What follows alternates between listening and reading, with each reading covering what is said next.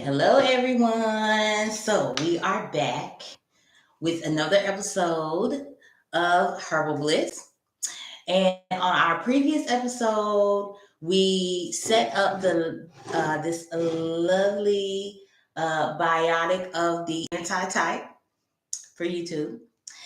And we are going to go ahead and strain the herbs from our liquid. And we'll have our liquid here, and then of course I'll show you how I normally strain. Now there's a bunch of different ways you can do this. I have tried a couple techniques over the years. But I understand that everybody doesn't have everything at their house, or they may have to order certain things to have certain things. That's totally understandable. But if you have just a simple strainer at home, as you see here, you can use this.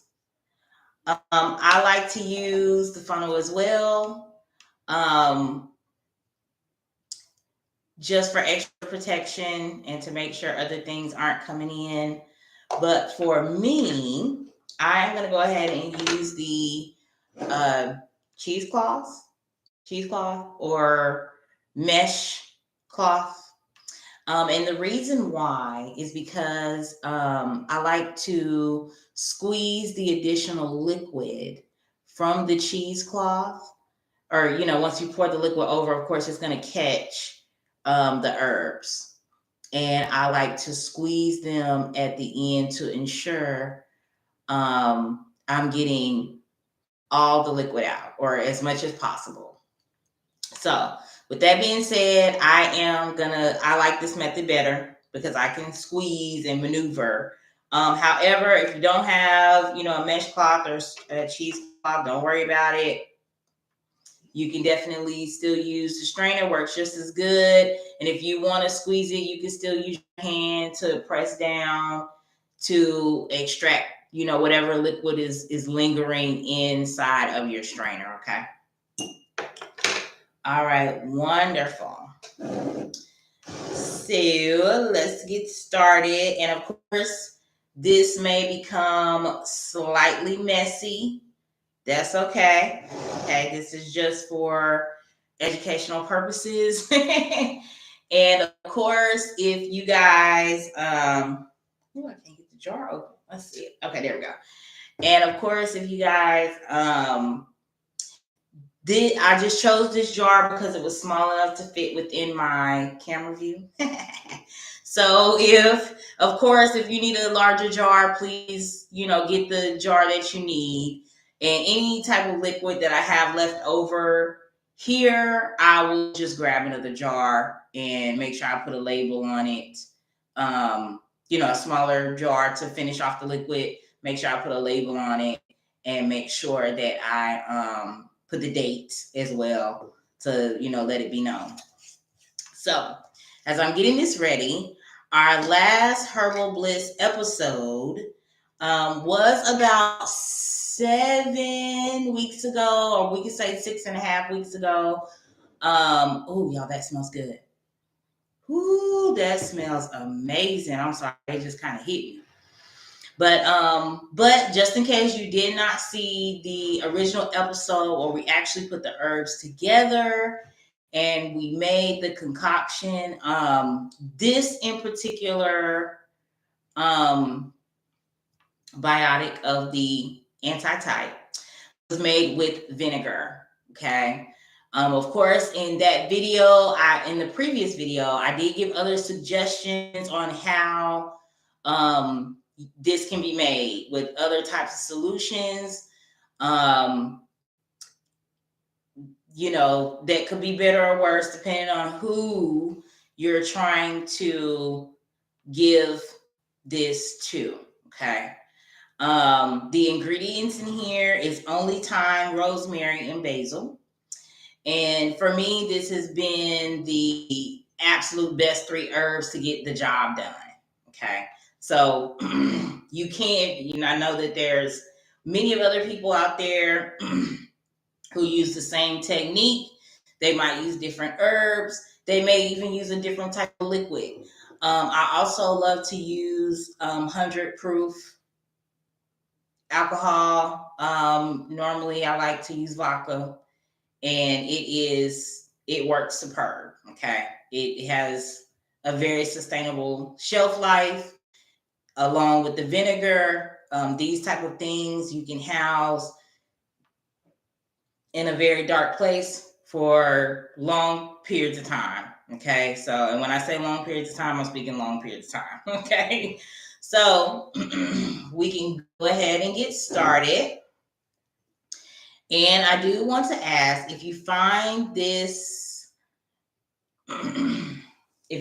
stream beneficial, please share with friends, share with family, subscribe, because we'll begin to talk about herbs more, different kind of herbs, what you can do with them. I also want to speak about spiritual properties of different herbs as well, and how you can use them in that type of way. So very excited. Now, with the cheesecloth, I am going to put a band over it. That way I don't lose my cheesecloth inside of the liquid. Because it's going to get a little heavy with the herbs, okay? So I'm going to bring that around just so I can keep it a little stable. All right. And we're going to pour. Let's see if I can, put it that way. That way you guys can kind of see. I'm going to pour this in a little bit at a time.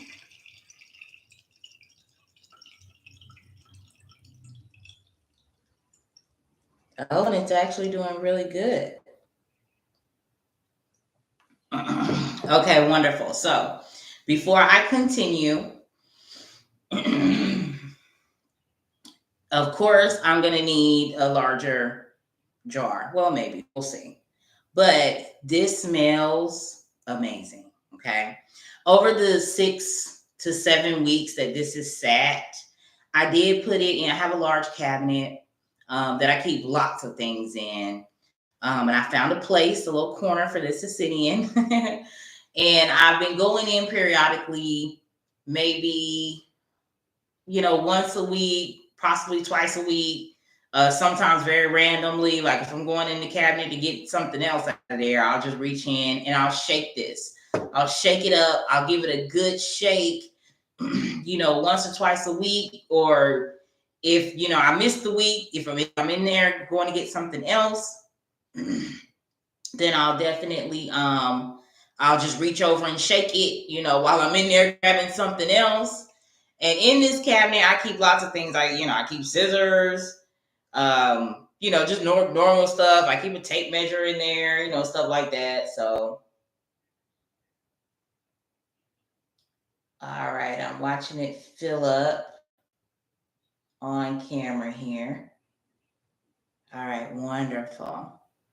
And this actually worked out pretty well. I thought I was going to have herbs falling all over the place, but it actually turned out really, really good. So let me see where I'm at. Okay, so I'm almost full. So what I'm going to do is I'm going to release my cheesecloth so it can be free. All right, wonderful. And I am going to take my herbs. As you can see, the cheesecloth is so good at restraining the herbs. I mean, even the smallest itty bitty bit. It is wonderful. But I want you guys to see how I just make it into a little ball. And I am going to put a little pressure here so I can squeeze out any remaining liquid or any that I can get out. There we go. All right, wonderful. All right, so I'm going to sit this to the side. Okay. And now normally, of course, this jar is full and it looks good.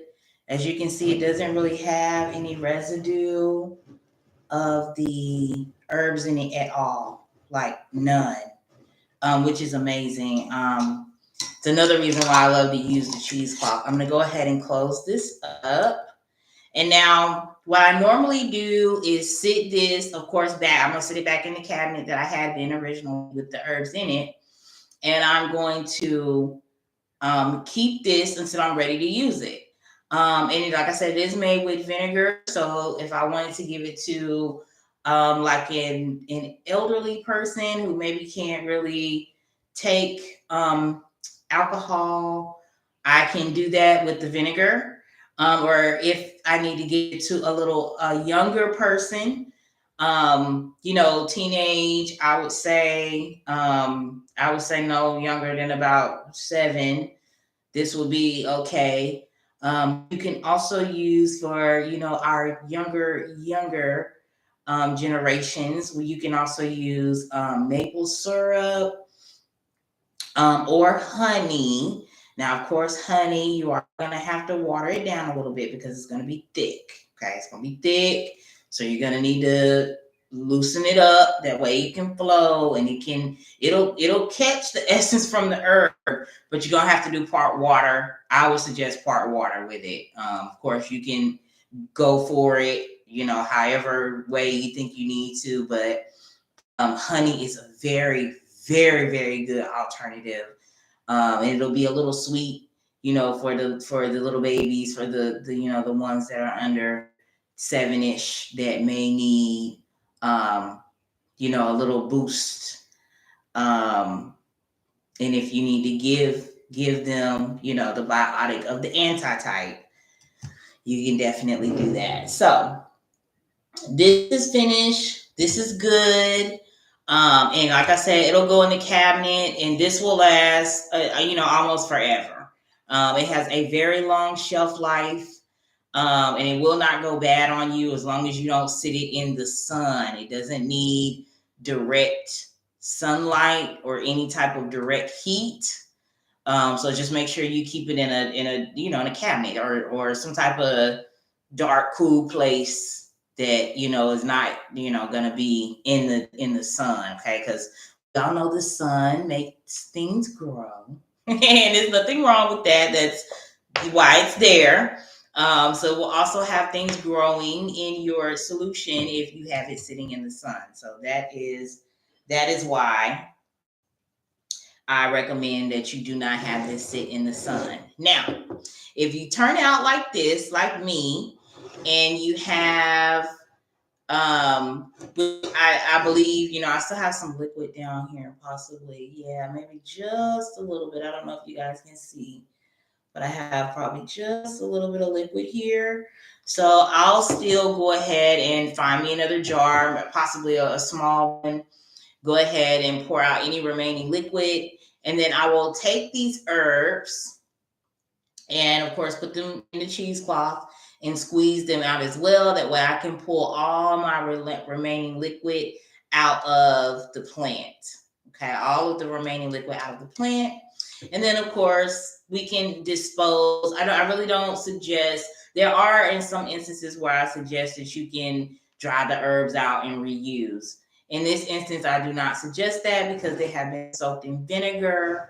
And just in case, whatever you want to use the herb for later, if it's something different than making another solution, then you may not want the vinegar on it, right? You may want to use something else, or you may want to use it for something, use the herb for something else, and it's going to be packed with vinegar. So in this instance, I'm going to go ahead and strain these out, and of course throw them away with the cheesecloth that I have used.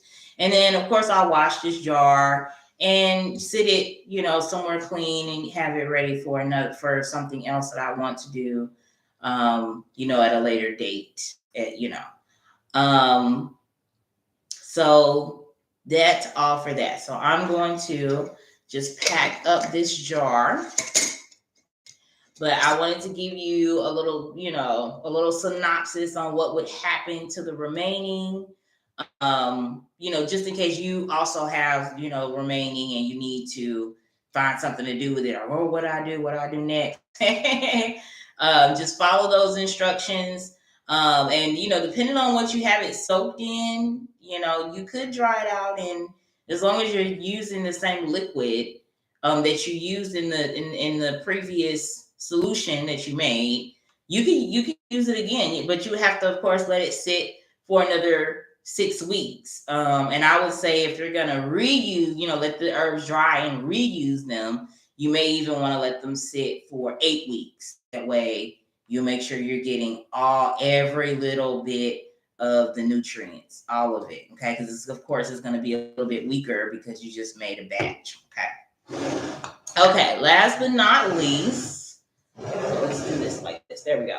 Okay, so last but not least, I want to just let you guys know that, I know some people freak out about, I have the solution, I've made the, concoction that I want. How do I take it? How do I give it? What do I do? Okay. There is a number of things. Now, me personally, most everything that I make, I do not normally take more than about a tablespoon. Okay. This is a tablespoon size. Okay. Oh, I thought you were going to be able to see the writing on there, but it says tablespoon on here. 1 tablespoon or 15 milliliters. Okay. So no more than this. I'll turn it to the side so you guys can kind of see that it's not a whole lot. Okay. It's not a whole lot.